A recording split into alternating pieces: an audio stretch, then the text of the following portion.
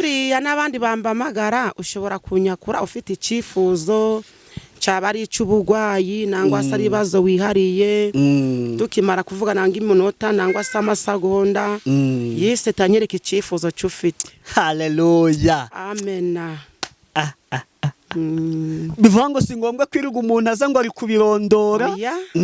Si ngombwa ngo uze ngo ndi kuribwa mu nda, ahubwo Yesu we yenyine yerekana ikibazo cy'ufite. Yego, ubu natanga ngurugero, hari umukobwa muri Canada yaramranye n'umutware we imyaka 7, twaje kubonana mu kwezi kwa 8 mo hagati. yego, muhereza umuti, ariko nanejejwe n'Imana mu mutima. Nijoro yanyakuye arambwira ati rwose hereza Imana icubahiro. Ubu ngubu nagiye kwifatisha ibizamini nzanga narasamye. haleluya.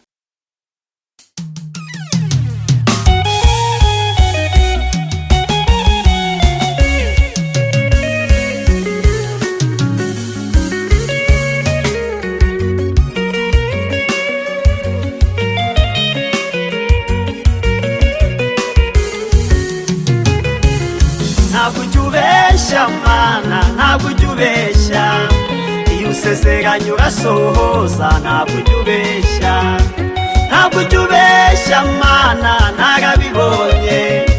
Iyo usezeranye urasohoza, ntabwo ujya ubeshya.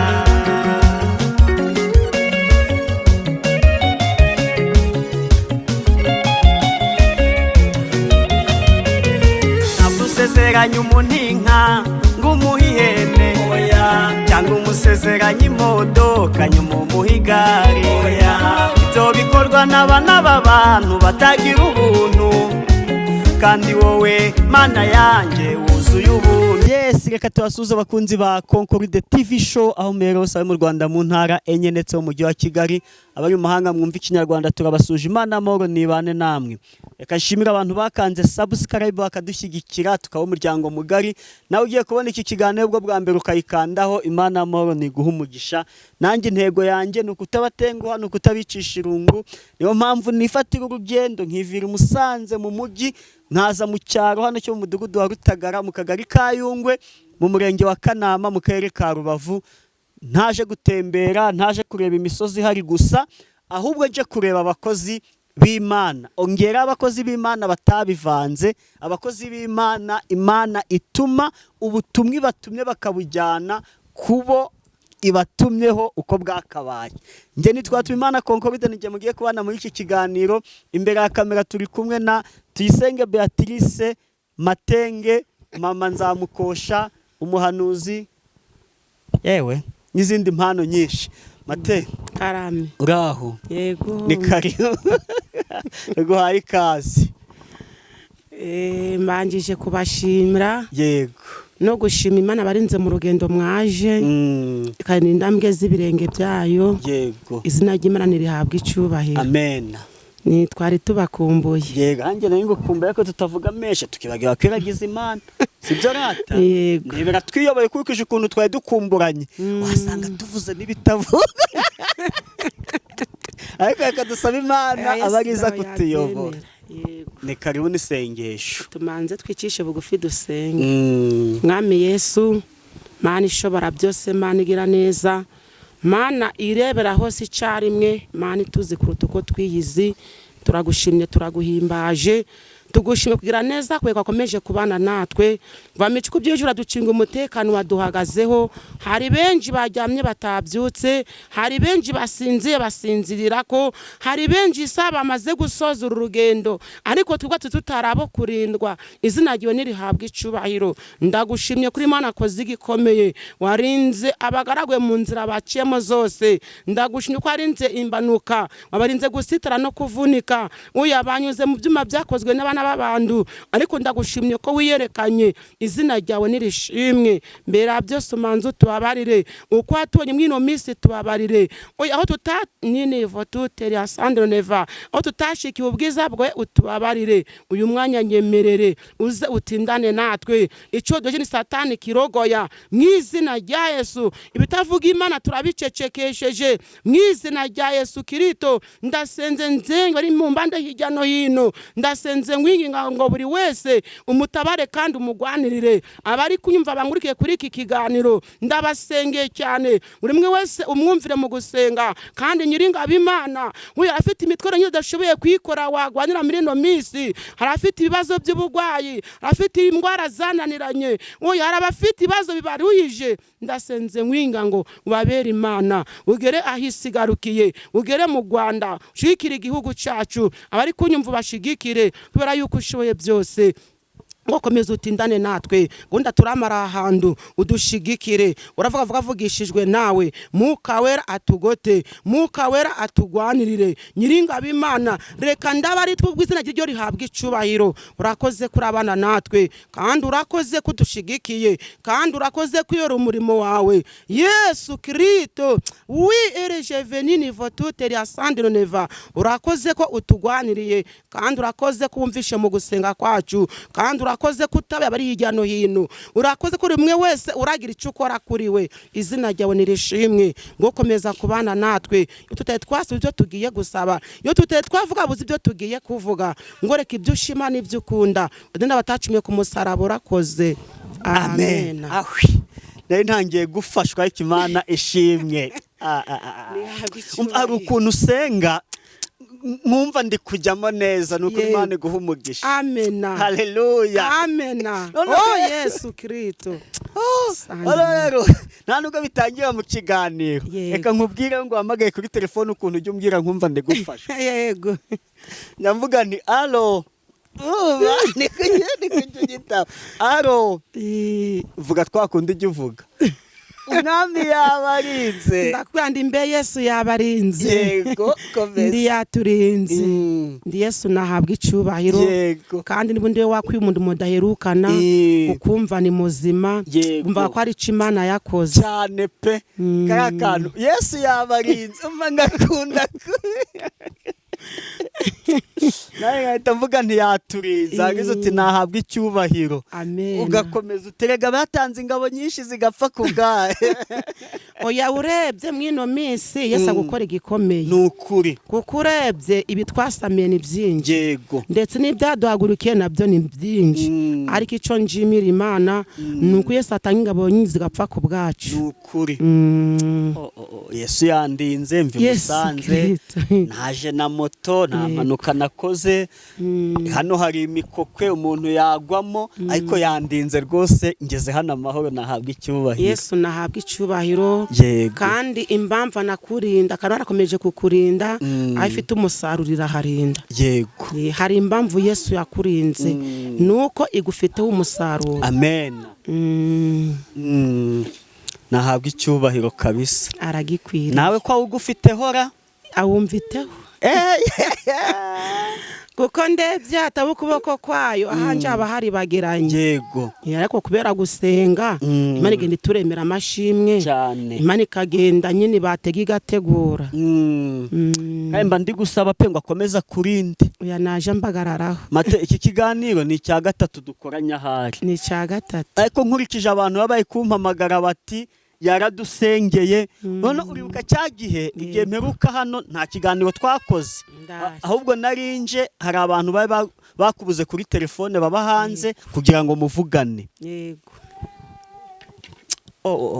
Wa mukobwa ariko mukanya witegure mongera muvugane rwose ndakibaza. Yego. Yarambwiye ati mana yanjye ningera mu Rwanda nkurikije ukuntu uri umukozi w'Imana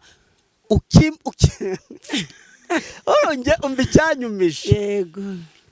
Njewe twaravuganye ambwiye ati umukozi w'Imana naramubuze. Kuri WhatsApp ntabwo mubona, nta wakurenganya hano, network abari nkeya n'umuriro ni ikibazo. Noneho arambwira ati ugiyeyo rwose umuhamagaye tuvugane kuri WhatsApp. Yego. Nje n'ibyifuzo bye yabimbwiyeho. Sibyo? Amaze kubimbwira ndaza ndicecekera ndaguhereza n'uyu muntu muvugane. Nzi ko wananyibese wahise uva muri saro ujya mu gikari kugira ngo uvugane nawe neza ko hari abandi bantu twari turi kumwe. Yego. Ariko natunguwe nuko yambwiye ati nkimuhamagara yahise ambwira ibyifuzo byanjye bya bindi nakubwiye. Ibyifuzo bitatu bitarengaho na kimwe. Yego. bivuga ngo n'abandi baguhamagare.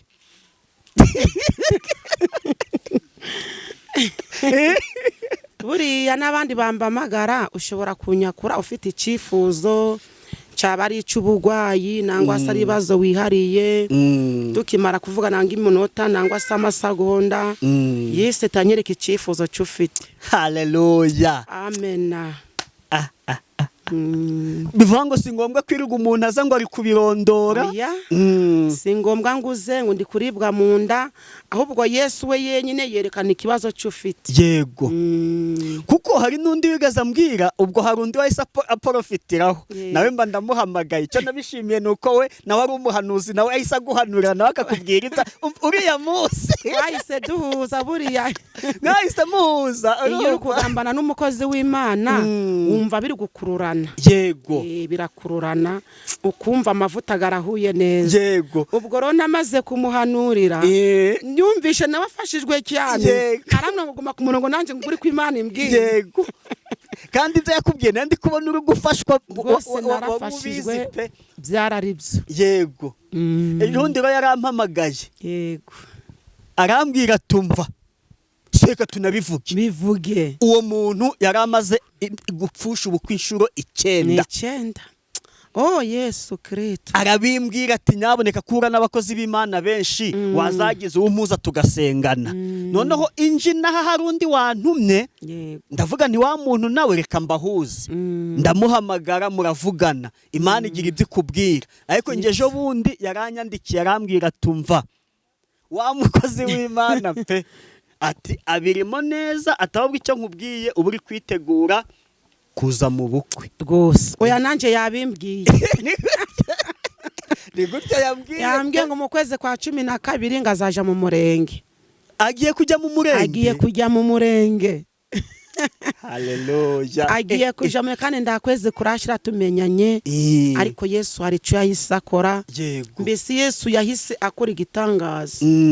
Yego. None se niba atari ibanga, umva impamvu pe uranyihanganira, sibyo impamvu ngiye kukubaza gutya. Njewe mwamaze kuvugana, umubwira ko ari umuti ugiye kumushakira. Nibyo. Mupanga uko uzamugeraho i Kigali, ndumva mutaranabonana. Turabonana. Burya mwaraganiye. Oya, ibyo wabimubwiye twe tukiri kumwe. Ibyo twe tukiri kumwe yuko Imana ikweretse umuti yuko ugiye kumushakira, kandi unavuga yuko hari abandi bafite ikibazo nk'ike, wahaye uwo muti Imana ukweretse bakaba barasubijwe, barubatse. Rwose niko biri. Ubwo uwo muti ubona ute? Umuntu arawisiga arawunywa, bigenda ute? Uwo muti yarawoze. Ni ukuwukaraba. Yarawukarabye mu mazi. Yego. Ubwo Yesu ahungura ibyo bari bamutongeye. Yego. Okay. Narawushatse ndawohereza, ndabwo anzi nanjye guca ndabwo muzi. Nanjye ntabwo muzi, ni kuri WhatsApp gusa. Uretse kuganira gucyo gusa tugasenga tugashikirana. Yego. Noneho impamvu icyo nkizanye, harundi abantu bose bagira imyizerere itandukanye cyangwa se uko bakira ibintu. Harundi nabahuje nawe kumwe atakeneye umuntu wamusengera, muha nimero yawe araguhamagara. Nawe weretswe ko uzamushakira umuti, waravuga ati ibyo by'imiti ngiye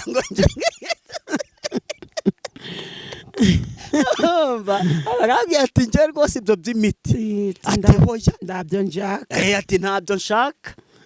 Ati zo n'uwo muntu utanga imiti ngo ugasuha umupfumu, ndi kuvuga ibyo yambajije twese ibyo. Ati ubwo njyaho ngutangira ubuhamya ngira ute? Ndabwira ntari ko buri wese abafite iki, abafite imyizerere uko yahamagawe, abafite.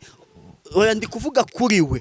Hari ushobora kuvuga ati ngiye kwa muganga ntibantera urushinge, ntabwo nakira. Niyo mpamvu yo bazanye ibinini ndabyanga nje nkisabira urushinge.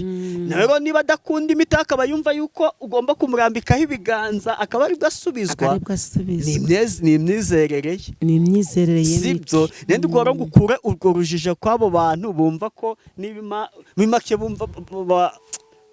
bumva hari ko kuba Imana ikwereka umuti atari Imana ngo bibaye ubupfumu. Nduganga abo bantu ubaha umucyo. Buriya uwo mukobwa n'uwihuye ngo yateke kumuvuga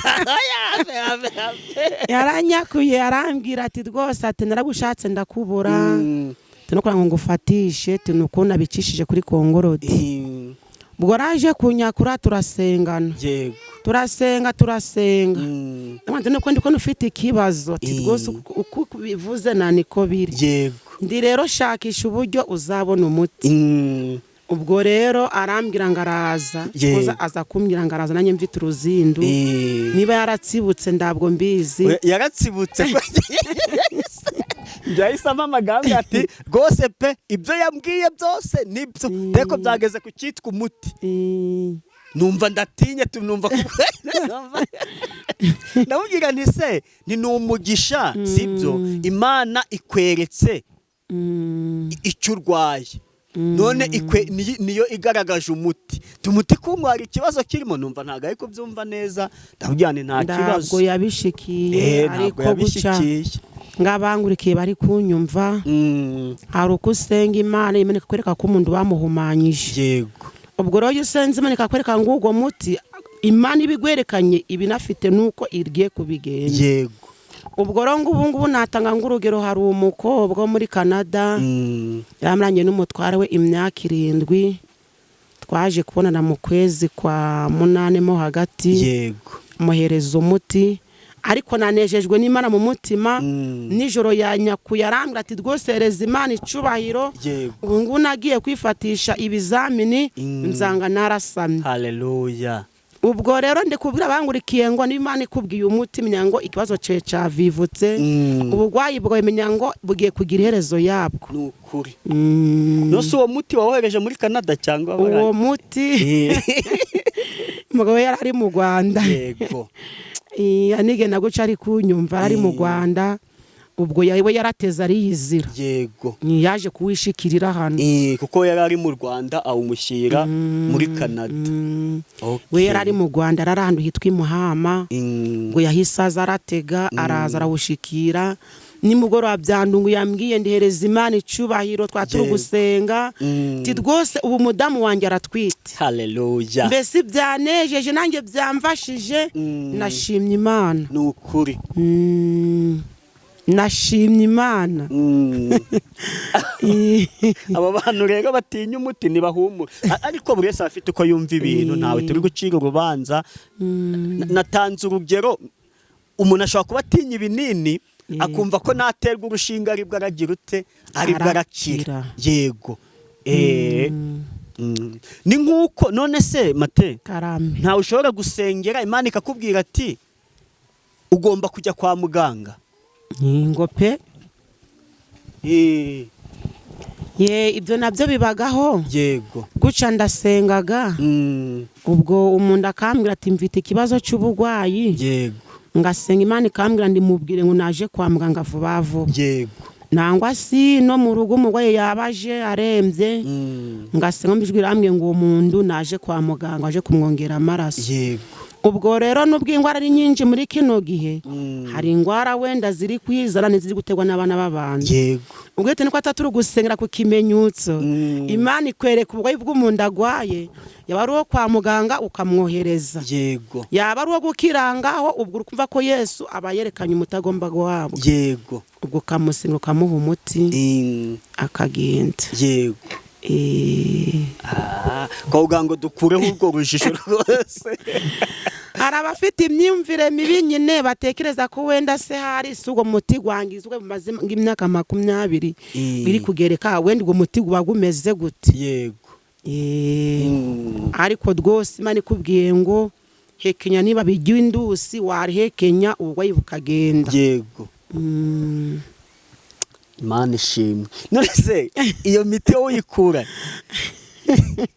iyo miti ntayo ujya kugura twese ko dutuye ku shamba ko ni nacyo cyiza wamuganira niyo mpamvu nicyo shimira Imana sibyo ubu ibyatsi biri hano uyu mugenzi wanjye turi kumwe yaraye kumbaza ngo iki cyatsi cyitwa ngo iki sibyo kirananira ambwiye ngo cyitwa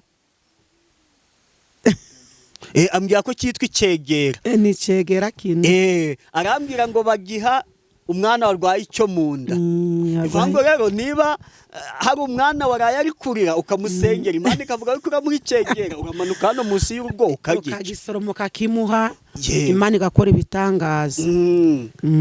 Cyane niba ari imbatabata hano irahari, imibonobono, iri shamba ryacu ririmo imiko, yego, imisave, yego, urusasa hano banahita igasasa, ndibona byose bihari. Iri shamba ryacu ririmo imiti, yego, nicyo cyiza cyiki cyo gusenga, cyo no kuba tunituriye mu cyaro rata. Imiti Imana yikweretse ntabwo ujya kuyishaka, ntabwo njaga kure. Imana ishimwe cyane rwose, ndaho njaga kure. Mateo, uyu munsi nshaka kutubwira ijambo ry'Imana. Uyu munsi ugomba kutubwiriza pe, sibyo? Oya, tugomba gusangira ijambo ry'Imana. Ni ukuri. Kandi ijambo ry'Imana ni ryiza cyane, ryomora abafite ibikomere, rigahumuriza abababaye. Yego. Ijambo ry'Imana rero nibyo biryo bidutungira ubugingo. Turarebera hamwe, undebereye Yesaya. Yego. Ya 60. Yesaya ibice 60. Ere ku murongo wa mbere. Yesaya ibice 60. Dore ku murongo wa mbere, reka dusome mu izina rya Yesu. Amen. Umutwe w'amagambo uravuga ngo umwaka Uwiteka azagiramo imbabazi. Umwuka w'Umwami Imana ari kuri nge, kuko Uwiteka yansize amavuta ngo mbwirize abagwaneza ubutumwa bwiza. Yantumye kuvura abafite imvune mu mitima, no kumenyesha imbohe ko zibohowe. Amen. No gukingurira abari mu nzu y'imbohe. Yego. Kandi yantumye no kumenyesha abantu umwaka w'imbabazi z'Uwiteka, n'umunsi Imana yacu izahoreramo inzigo, no guhoza abarira bose. Amen. Yantumye no gushyiriraho itegeka ab'Isiyoni barira, ryo kubaha ikamba mu cyimbo cy'ivu, n'amavuta yo kunezerwa mu cyimbo cy'ubwirabure, n'umwambaro w'ibyishimo mu cyimbo cy'umutima wihebye, kugira ngo bahere ko bitwe ibiti byo gukiranuka byatewe n'Uwiteka ngo bimuheshe icyubahiro. Amen. Nuko bazubaka ahasenyutse, bazubura amatongo yabanje kubaho, kandi bazasana imidugudu yasenyutse yamaze ibihe byinshi ari imyirare. Abanyamahanga nibo bazabagirira imikumbi, kandi abashyitsi nibo bazajya babahingira, bakicira inzabibu zanyu. Ariko mwebweho muzitwa abatambyi b'Uwiteka, abantu bazabita abagaragu b'Imana yacu. Muzarya iby'abanyamahanga batunze, kandi mu cyubahiro cyabo niho muziratira. Mu cyimbo cyo gukorwa n'isoni kwanyu muzagererwa kabiri, mu cyimbo cyo kurwara kwabo bazishimira umugabane wabo. Nicyo gituma mu gihugu cyabo bazagabirwa kabiri, bazagira umunezero uhoraho. Kuko njyewe Uwiteka nkunda imanza zitabera, nanga kwambura no gukiranirwa, kandi nzabitura ibikwiriye by'ukuri. Nzasezerana nabo isezerano rihoraho. Urubyaro rwabo ruzamenyekana mu mahanga, n'abana babo bazamenywa mu moko, n'abazababona bose bazemera ko ari urubyaro Uwiteka yahaye umugisha.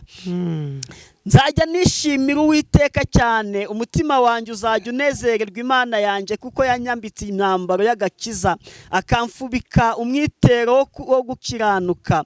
Nk'uko umukwe arimba akambara ikamba, kandi nk'uko umugeni arimbishwa iby'umurimbo bye, nk'uko ubutaka bumera umumero, kandi nk'uko umurima umeramo imbuto ziwuhinzwemo, niko Umwami Imana izameza gukiranuka n'ishimwe imbere y'amahanga yose. Amen. Amen. Data wa twese uri mu ijuru, turagushimye, turaguhimbaje, tugushimye ku bw'ijambo ryawe ryiza uduhaye. Nyemerere uyu mwanya abaritegeye amatwi, we gufasha kandi bagire n'icyo bakuramo, kandi buri umwe wese umuhe ihumure ryiza ku buzima bwe, ngo komeza kubana kandi udushigikire, nzajya watambika umusaraba urakoze. Amen. Amen. Amen. Yesu nashimwe. Yesu ahimbazwe. Iri jambo riri kumfasha muri ino minsi nawe rigufashe kandi nungurikiye uri kunyumva nawe rimufashe. Amen. Hari udusomeri tubwiye ngo Uwiteka azaje konona ibyononye ubuzima bwacu. Byashoboka yuko waba ufite ikoze umaranye imyaka, byashoboka yuko uba ufite indamaro nazo muri ino minsi, ariko ngo ubwira ngo humura, Yesu araje aje konora ibyononye ubuzima bwawe, kandi Yesu araje akubereye umurengezi. Imana itugirire neza. Icyo usabwa ni ugukomera kandi ukihangana, ukabwira Imana ati Imana mu ndaba ndi guhura nazo muri ino minsi, ngwaniriro kandi undengere. Imana itugirire neza.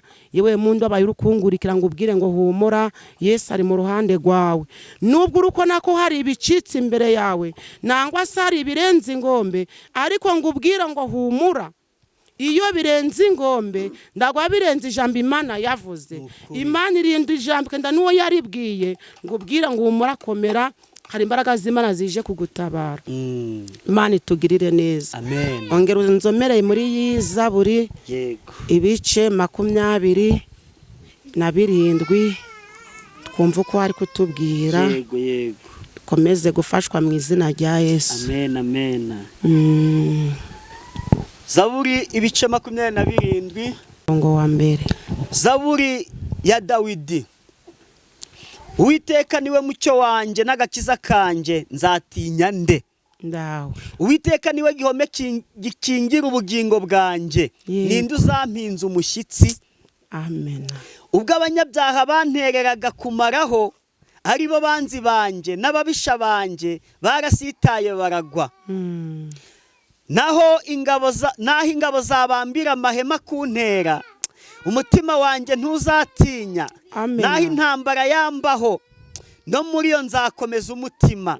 Icyo nsaba Uwiteka ni kimwe, nicyo nzajya nshaka, ni ukuba mu nzu y'Uwiteka iminsi yose nkiriho, nkareba ubwiza bw'Uwiteka, nkitegereza urusengero rwe.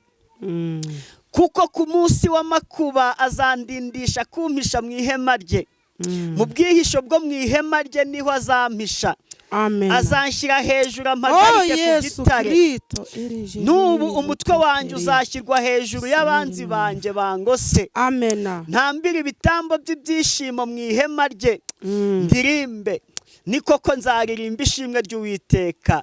Uwiteka umva gutaka kw'ijwi ryanjye, umbabarire usubize. Umutima wanjye urakubwiye uti, wavuze uti nimushake mu maso hanjye. Nuko Uwiteka mu maso hawe ndahashaka. Ntumpishe mu maso hawe, ntiwirukanishe umugaragu wawe umujinya. Ni wowe wahoze uri umutabazi wanjye, Mana y'agakiza kanjye, ntunjugunye ntundeke. Ubwo data na mama bazandeka, Uwiteka azandarura. Uwiteka nje ujye unyigisha inzira yawe, unyobora inzira y'igihamo kubw'abanyubikira. Ntumpe abantera kunkora uko bashaka, kuko abagabo b'indarikwa bampagurukiye n'abavuga iby'urugomo. Mba nararabye iyo ntizera ko nzareba kugira neza k'Uwiteka mu isi y'ababaho. Tegereza Uwiteka, komera umutima wawe uhumure, ujye utegereza Uwiteka. Amen. Amen. Amen. Iyi zaburi no muri ino minsi iri kumfasha, nukuri kandi nawe igufashe. Harimo amagambo kukubaka umutima, harimo amagambo kuguhumuriza, harimo amagambo kukubwira yuko nubwo abanze baguhagurukiye, ariko ngo ubwire ngo yewe urukunyumva ungurikiye humura, ndabwo abanze bazavugiriza imbundu kunesha. Oya, ngo ubwire ngo humura, nubwo ubona bikomeye, nubwo ubona ko ziri gutondoma ariko ziraziritse. Imana itugirire neza. Gusa ngo ubwire ngo senga utuzishe umutima, hari Imana ije kurwana no kugutabara. Imana itugirire neza. Iyi zaburi rwose uyikurikirane nawe uyisomera bawicaye, ngo ubwire ngo humura. Yesu ari mu kazi ari gukora. Ngo ubwire ngo yewe ufite ibibazo, senga Imana wituzirize. Nubwo indambara zakubaho nyinshi ku musozi utuyeho, inama zigaterana igitondo n'ikigoroba, ariko ngo ubwire ngo humura ubuzima bwawe ndetse n'ubugingo bwawe haraho birindiwe. Imana itugirire neza. Byanga byakunda indambara zizashira, ibibazo bizashira. Oya byanga byakunda, Uwiteka agufiteho umugambi muremure. Uwiteka akuzi kutukwa n'abantu bakuzi. Imana itugirire neza. Aya masaha we muntu urukunyumva ngubwire ngo humura, Imana iri mu ruhande rwawe, kandi ngubwire ngo humura ndahandu kure Yesu atakura umuntu. Kandi ngubwire ngo humura abanandu bakugiraho amagambo, ariko Yesu agufiteho ijambo. Yesu nugufite ruhari runini. Yewe muntu ufite ibibazo, yewe muntu abuzi wava niyo waja, ngubwire ngo humura, hari imbaraga z'Imana zije kugutabara. Uyu mwanya wumve ko ugiye gutabarwa, uyu mwanya wumve ko hari icyo Yesu akoze ku buzima bwawe. Haleluya. Yesu atugiririza kandi adushigikire. Amen. Gusa icyo ngusabye ni ukugira ngo wegere Imana, uyubahe nayo izakubahisha. Kandi Yesu yegera abayegereye. Yesu arengera abari hafi yayo. Yego. Nguko ijambo ry'Imana ritubwira ngo yemwe arusha n'abaremere mu nzange ndabaruhura. Nawe uri kumva uremere muri ino minsi, nawe uri kumva buzova niyo waja, egera Yesu arakuruhura. Kuko Yesu akuzi ukurutukwa n'abantu bakuzi. Kandi Yesu agufiteho ijambo. Kandi Yesu ndabwo azemera kushingoka ku musozi utuyeho. Gusa umuntu uri kungurikira wese amenye uko Yesu amubera umutabazi, kandi ko Yesu amubera umuvugizi. Yesu akubera umuvugizi mu ndambaro kugwana nazo. Yesu akubera umuvugizi mu bibazo ufite. Yesu akubereye umutabazi. Nguko ijambo ry'Imana ritubwiye ngo yatsinze amahanga asigaga guhagurukiye. Nawe uyu mwanya Yesu akuneshereze mu ndambaro kugwana nazo. Yesu akubera umutabazi mu bibazo by'ufite. Kandi ubundi humura, ndabwo Satani azavugiza imbunda kunesha ku bibazo byawe nangwa si ku buzima bwawe. Hari Imana ije gutabara. Imana itugirire neza. Amagambo go mukabarangije ko twaganyaga garukiye ahangaha, gahire imitima yanyu mu izina rya Yesu. Amen. Imana igumugisha mukozi w'Imana. Ari kuganira n'umuntu ukumva mutasoza, bakavuga ati burya umwanzi w'ibihe ni amasaha pe. Ni amasaha twari twakomeza tukageza nimugoroba, ariko haracyari kare. Ugomba no gushaka ibyo kurya by'abana. Oya haracyari kare. Nanjye nkasubira i Musanze. Reka dusoze gutya sibyo. Ugiye gutanga nimero rwose pe, umuntu wifuza ko mwasengana azaguhamagare. Yego. Numa gutanga nimero udusoreze n'isengesho. Imana ikomeze iturinde. Amen. Amen.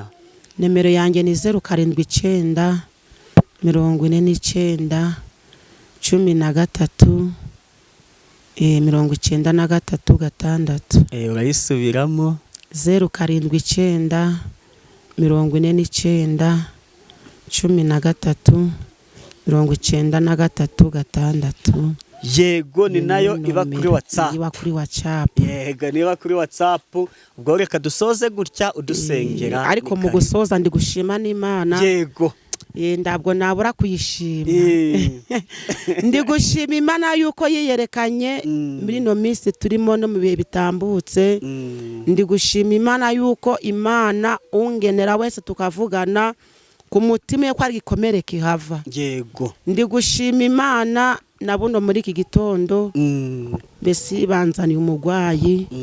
Akimara kwinjira mu nzu mbese mbona ararembye. Ariko ndi gushima Imana yuko sahizi ndi kubona garuye agatege mu mubiri gwe. Ndi kubona mbese ndakibaza afite. Ari hano se? Ari hano. Ndi gushima mukanyaraza. Ndi gushima Imana cyane mve ko nyishimye mbese ndasenza ava urugamba rukomeye. Mbe nuko nandi biri gushaka kuza kumukura mu mubiri. Ariko njimye Imana ko ari Imana ikoze. Kandi gushima Imana yuko abondi gusengera bari hirya no hino. Imana iri gukora igitangaza. Ndi gushima Imana ko Imana itari kundererana ndetse nditerane n'ubwoko bwayo. Ndi gushima Imana ko Imana yihagije muri byose. Kandi gushimira ko Imana iri gukora umurimo. Amen. Kandi gushimira ko namwe Imana yabarenze. Ukuri. Imana ibyo shimwe nayo ngupfukiranye umbabarire. ariko mukanya agiye kuza kubanza usoze dusoze iki kiganiro turakora icya kabiri aze gutanga ubuhamya sibyo byiza kuko ikiganiro kimaze isaha n'igice ntago umuntu yakireba ariko abarangiza iki kiganiro kigiye kumara iminota 30 n'ingahe tuzahita dukurikizaho n'iki cya kabiri uyu murwayi ari gutanga ubuhamya njya nkunda ibimenyetso niba tuvuga ngo Imana iragukoresha ugasengera abarwayi bagakira uwo wasengeye bari arembye ntago gushima Imana azabyivugira reka dusoze iki kiganiro cya mbere n'isengesho mu kanya dukora icya kabiri uwo muntu nawe ari kuza gutanga ubuhamya ni karibu. Mwami Yesu Mana ishobora byose, Mana igira neza, Mana ifite ubutwari kuruta abana b'abantu, Mana itegeka isi n'inyanja bigatuza, turagushimye turaguhimbaje, tugushimiye umwanya mwiza ubanyemo natwe, turagushimye ko uturinze Satani kirogoya muri uyu mwanya, turagushimye yuko utubaye hafi, kandi turagushimye yuko papa waducungiye umutekano, warinze abwoko bwawe hirya no hino, izina rye nirihabwa icubahiro. Ndasenze nkwingira ngo ukomeze kubana kandi tuneshereze, uzajya watambika umusaraba urakoze. Amen.